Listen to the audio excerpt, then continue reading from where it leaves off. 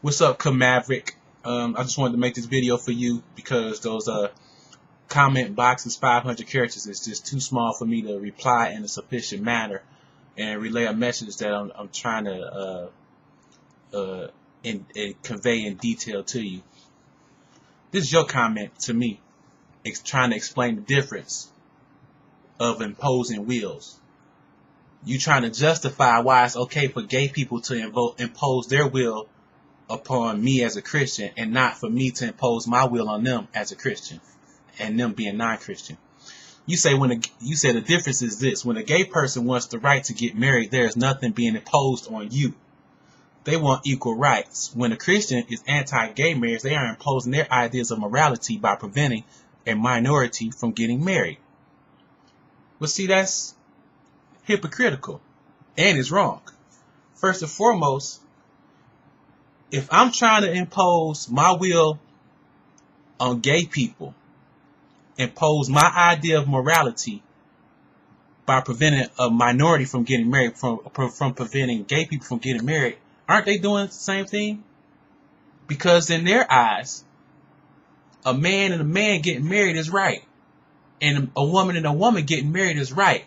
For them, it's morally correct. And they think I'm incorrect. And so they try to impose their views upon me.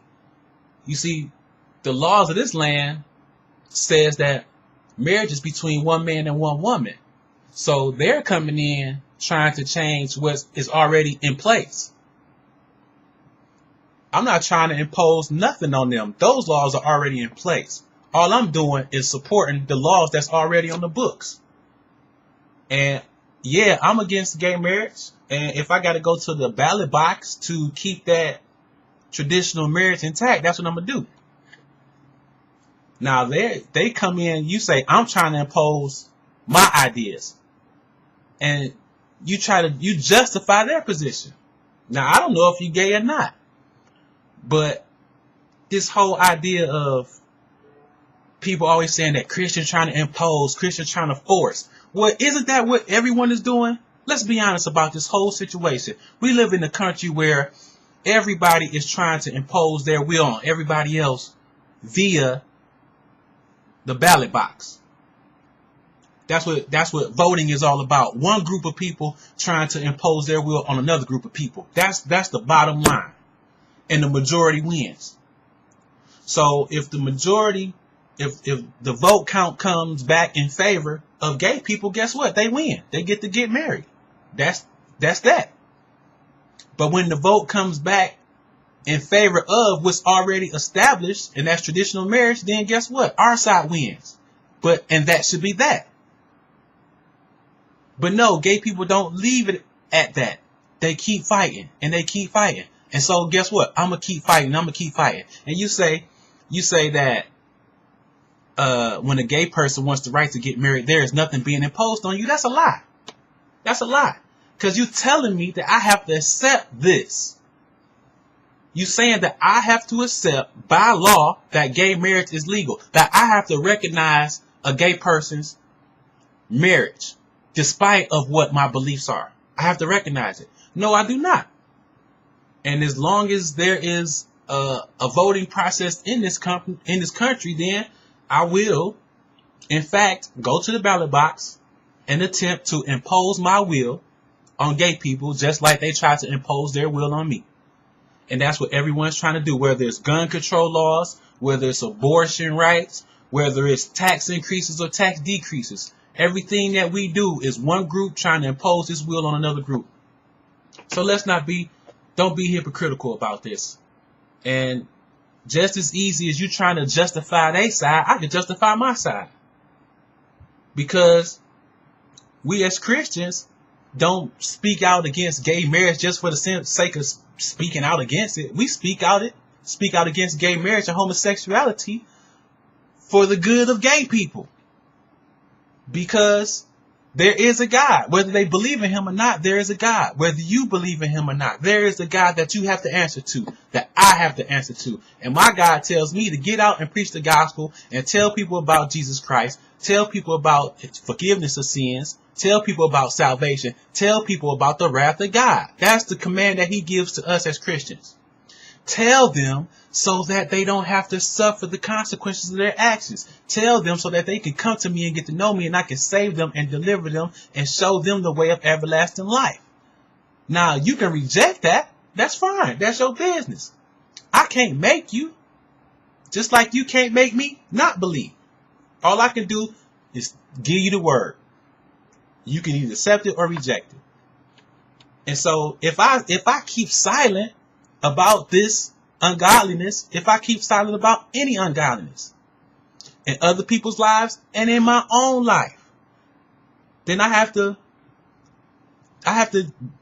go to God. I have to go before God with that. You see, because if I have some sin in my life, I have to take that to him, that I have to deal with. Because if I don't, he'll deal with it. And I don't want him to deal with it. I'd rather come to him on my own than have him come to me and say, you know what? I tried to get your attention and you weren't listening. Now I really got your attention and the consequences will be worse. So I preach the gospel out of love. Now, I'm going to tell you right now, all those people out there that's talking about God hates fags and all this and that, I'm not with that. To me, they're not true believers because you're not preaching the gospel. You driving people away from Christ. But the devil got a church too. So, you know, I openly say I oppose those people who call people, gay people fags and all this and that. The gospel of Christ Jesus is not about that. The gospel of Christ Jesus is about forgiveness of sin, redemption, and deliverance from sin. And like I said, it's your choice. It's their choice to accept it or not, just like it's my choice to reject homosexuality or not. So, you know, and as far as homosexuality, homosexuals and gay people, I wish that you, and if you're not gay, I wish that they would stop trying to leech off of black people and the struggle of African Americans. Get off our backs. Quit trying to ride the backs of my ancestors, my grandparents, my aunties, and my uncles. You know, I have people in my family that were slaves who died for the skin color, they color their skin, who was enslaved for the color of their skin. They didn't have no choice in the matter. And for you to try to piggyback off their suffering, that's wrong in and of itself. Because gay people, whether you want to admit it or not, you have a choice on whether you want to be gay or not. Every time you get in the bed and have sex, a man with a man, you making a conscious decision to do that. A woman with a woman, you making a conscious decision to do that. Whereas I don't have no decision about my skin color. I get up every morning, my skin color gonna be the same. Now, I don't deny that gay people have sexual desires for the same sex. That don't mean you was born with it. And that don't mean you cannot resist those desires. Where this is not a desire. This is a part of who I am. And I don't have no decision. But like I said, any gay person, before you can have sex, you got to say, you got to be willing to do it and you have to act on that desire. Just like if I want to have sex with my wife, we both got to come into agreement on that. One of us could choose to say no. We have a choice. Just like gay people have a choice. Everything you do in life is a constant decision other than breathing and your heart beating and physical functions or something like that. So you're not a minority group. You in the minority as far as your preferences, but you put yourself in that category. And I think gay people ought to be ashamed of themselves for trying to compare what they going through to the plight of millions of people who were taken out of their homelands forcibly, and millions of people who were separated from their families, husbands from wives, children from parents, where their possessions were taken from them, where their identity was taken from them. That's two whole different categories. You ought to be ashamed of yourself for trying to just ride on somebody else's coattails, and you ain't ain't no gay people been hung on a systematic basis. Ain't no gay people been killed, systematically